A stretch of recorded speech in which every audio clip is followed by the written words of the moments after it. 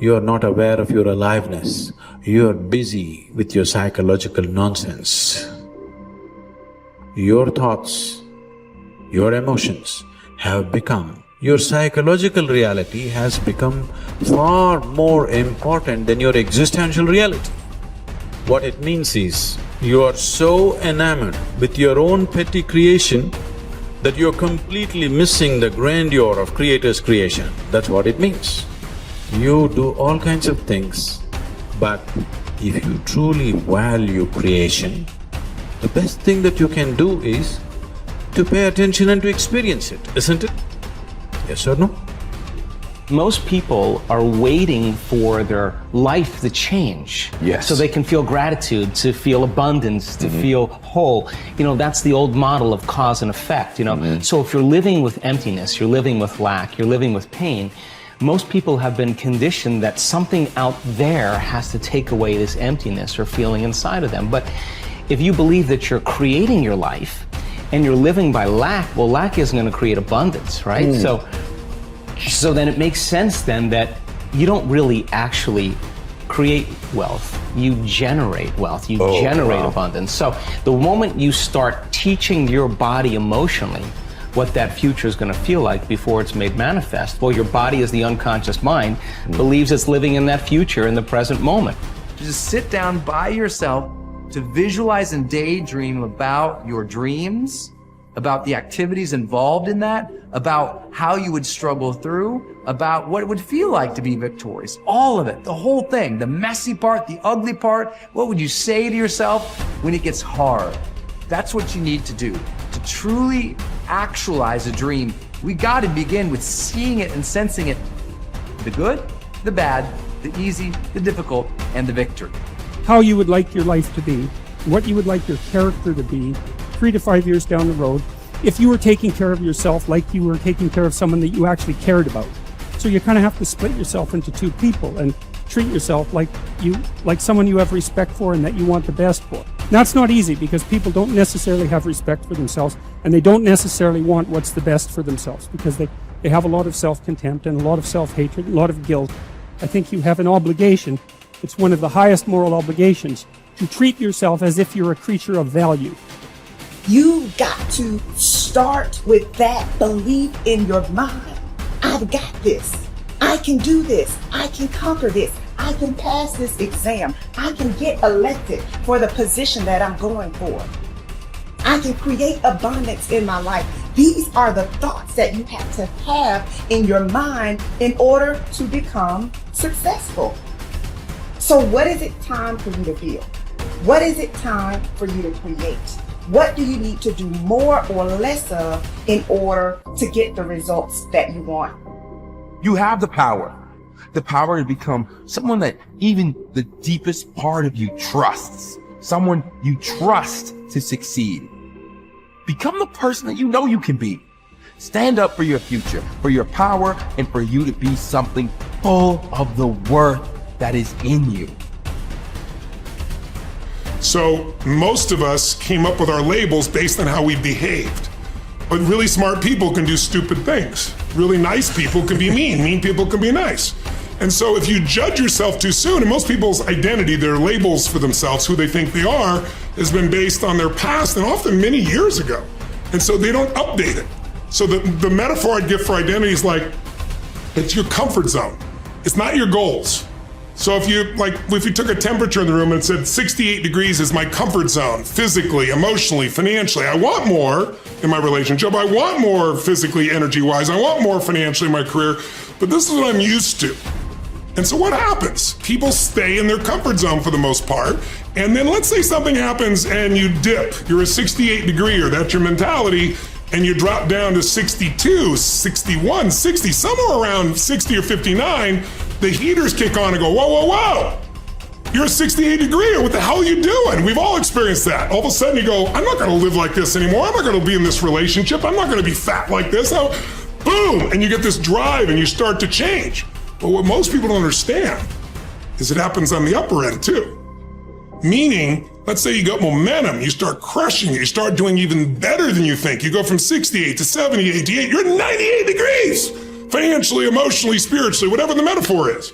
And And then what happens?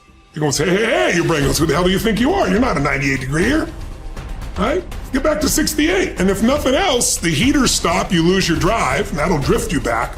And not enough, the air conditioner can kick on, you start to kind of sabotage yourself till you get back to your comfort zone. So unless you expand your identity, change is temporary. It's like when someone says to me, I've stopped smoking, it's been 8 days. I go, why are you counting? And I say, why are you counting? So you can tell people how long you lasted this time? Like if I went to somebody and I said to you, hey, you know, Louis, you want a cigarette? You're not going to say, what brand is it? You go, no, right. I'm not a smoker. Notice how people, I'm not one of those. That's not my identity.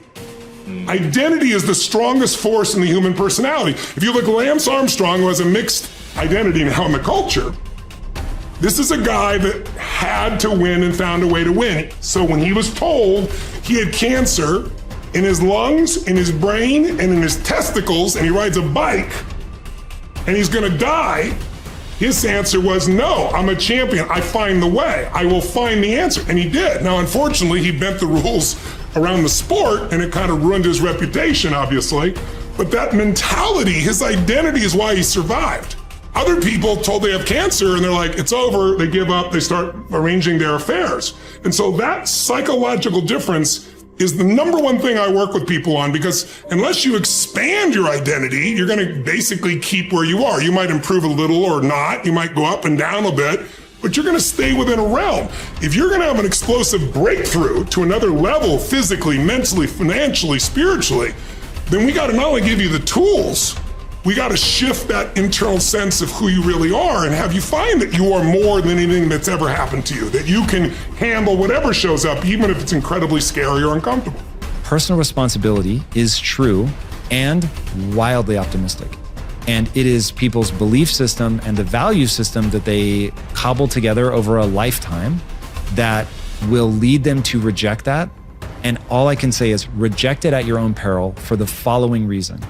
Personal responsibility is about remembering you can do something and change. And I can sum up personal responsibility in a single quote by Kobe Bryant. Boos don't block dunks. That's personal responsibility. You can get so good at something that no matter how much people hate you, the best athletes in the world were paid millions of dollars and trained to stop Kobe Bryant from scoring. And yet he scored 81 points in a single game. So you can get so good no matter how much people hate you, no matter how much they're training and trying to defeat you. They can't. And that is the most exciting thing in the world to me.